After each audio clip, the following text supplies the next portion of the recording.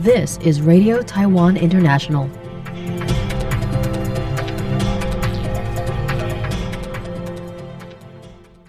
Welcome to the news on Radio Taiwan International. I'm Tristan Hildebrand coming to you from Taipei, Taiwan. We begin with a look at today's top stories for Monday, August 18th.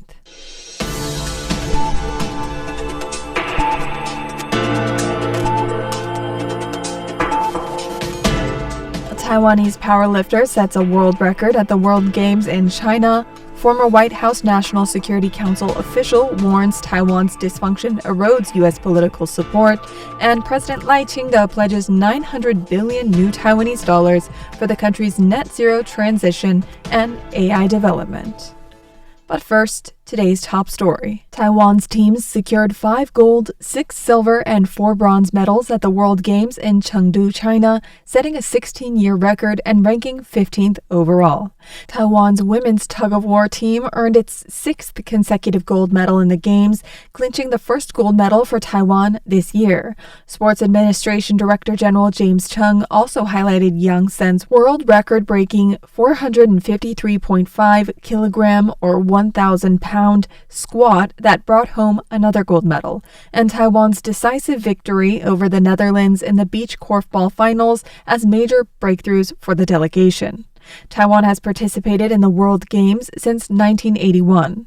This year, they have tied the record for the most gold medals won by a foreign country. Chung acknowledged the hardworking athletes and coaches who made the success possible, also expressing gratitude to the Chinese Taipei Olympic Committee for ensuring a smooth competition for the delegation.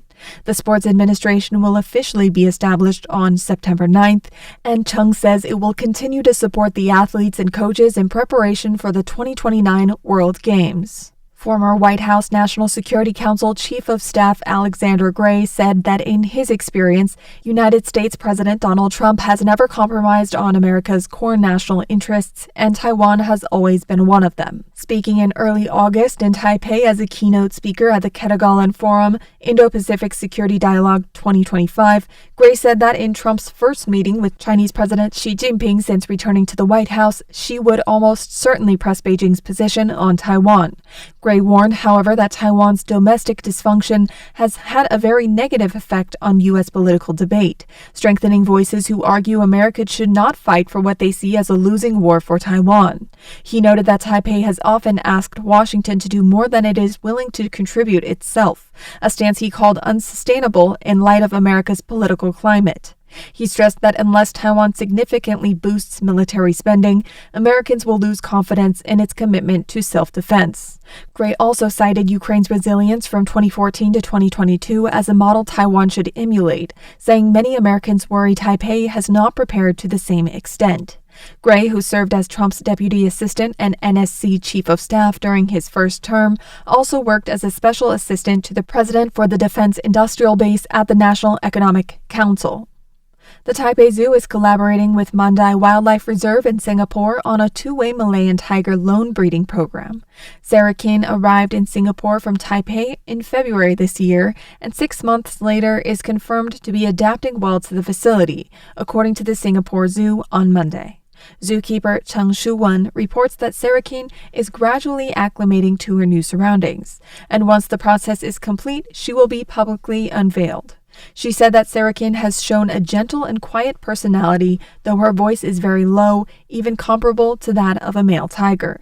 Chung details that Sarah Kin primarily eats a variety of meats such as chicken, bone-in beef, and lamb. Tigers are solitary animals, so multiple tigers are not housed together, but so far, no negative interactions have occurred, according to Chung.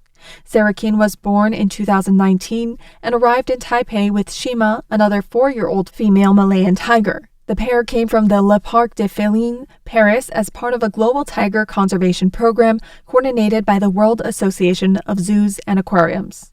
Tigers are listed as endangered on the International Union for Conservation of Nature Red List, and several regional subspecies, including the Malayan tiger, are listed as critically endangered due to severe survival challenges. President Lai Ching-te said that the government will invest heavily in Taiwan's net zero transition while also accelerating the development of sovereign AI, with the medical sector identified as a top priority to enhance the competitiveness of Taiwan's healthcare industry. Speaking on Sunday at a sustainability forum hosted by the Taiwan Climate and Health Alliance at Taipei Veterans General Hospital, Lai, joined by the Health Minister Taoyuan, outlined a blueprint for sustainable healthcare development. To meet Taiwan's 2050 net zero goal, Lai said the government plans to allocate 900 billion NT dollars or 29.9 billion US dollars by 2030 to drive 4 trillion NT dollars or 133 billion US dollars in private investment. The effort aims to advance energy, industry, and lifestyle transformation, strengthening society's overall resilience. Lai stressed that the healthcare system must also adapt. The Health Ministry last year guided 40 hospitals in conducting carbon inventories and promoting energy conservation. He added that Taiwan would accelerate the build-out of sovereign AI by prioritizing the medical, biotech, and technology sectors. We are promoting the new 10 major AI infrastructure projects to embrace the future, strengthen Taiwan's competitiveness, and drive continued progress. Among these, sovereign AI, a matter repeatedly emphasized by visionaries in our society, must be developed. Taiwan should have its own sovereign AI, and at the very least, it should exist in 3 fields: healthcare, law, and finance. He also reiterated the 5-year talent development plan with nearly 50 billion NT dollars or 1.66 billion US dollars in funding to strengthen the medical sector and improve public health. The Health Ministry's recently launched platform for information on gender-related incidents involving medical personnel has triggered controversy over the handling of those under investigation. The website shows doctors, dentists, pharmacists, nurses, nutritionists, midwives, medical laboratory technicians, and other medical professionals who have been convicted of sex crimes and the locations of their practices. It was established after a focus on a series of sexual harassment and assault cases at the National Taiwan University NTU Hospital Department of Obstetrics and Gynecology. However, after investigations into the NTU cases, 3 implicated doctors are still practicing, sparking public outrage. Legislators and civil society groups have called for suspension during any investigations and for the immediate revocation of their medical licenses and permanent prohibition from practicing if found guilty. The Health Ministry has responded that the matter will be considered at a meeting in late August.